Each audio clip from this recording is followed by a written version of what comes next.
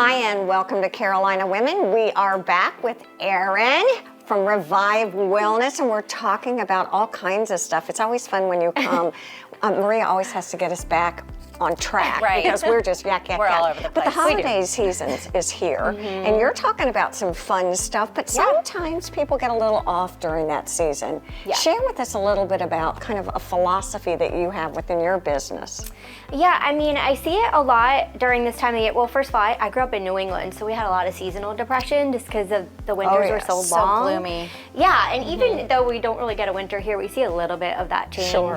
But one of the biggest things I see with hormones is when we start to drop off our hormones or have imbalances in thyroids, the mood can be very affected. And often that's one of like the first symptoms men or women see, and they go to their doctors and they tell them, and they just kind of say, you're depressed, here's medication. Oh, I see what you're saying. And again, what would I notice? Are you talking about maybe my sleep is disrupted, I'm sweating more? Maybe you're a little sluggish. Sure. Yes. Yeah, well, I mean, it can be sleep disrupted, right? And that can be from stress, because we know we make our stress hormone at night, so that 2 to 3 a.m. wake up. Sure. So we know when you don't sleep right, then you're going to be more tired. That's going to potentiate moods. Yes. A lot of people just feeling like they don't have the desire to do what the normal things they like to do, like even just working out, or you know, if they have a passion for doing a particular thing, like I don't know, painting, they don't like to do those things anymore. So let's say I'm not feeling well, or Erin, you're just like, oh, Debbie, it's just the holiday season. I don't feel like working out with you Exactly. today. I love you, but no, we need to come in.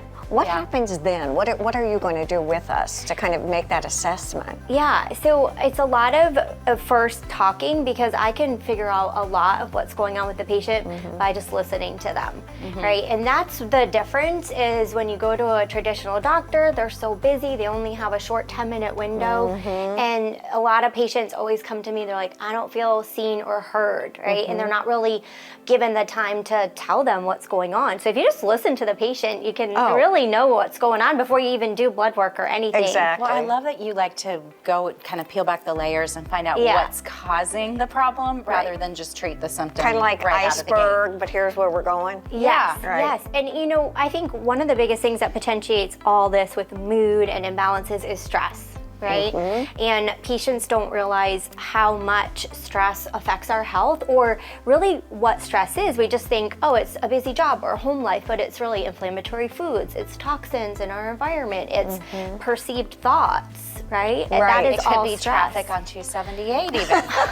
Imagine that. Yeah. So all of these things can then further potentiate our ability to make hormones or to convert hormones. So what do you do then? Are you giving us supplements? Are you actually giving us hormones? What is a treatment option? It looks different for everyone. That's the beauty of it, and that's, you know, personalized medicine is it's going to be supplements, it's going to be hormones if needed. Okay. And then a lot of education on lifestyle, because I can do my part, but if you don't go home and do your part, then it's really not the full package, and it's not going to work as well, right? Do you do topical hormones as well as systemic? Yep.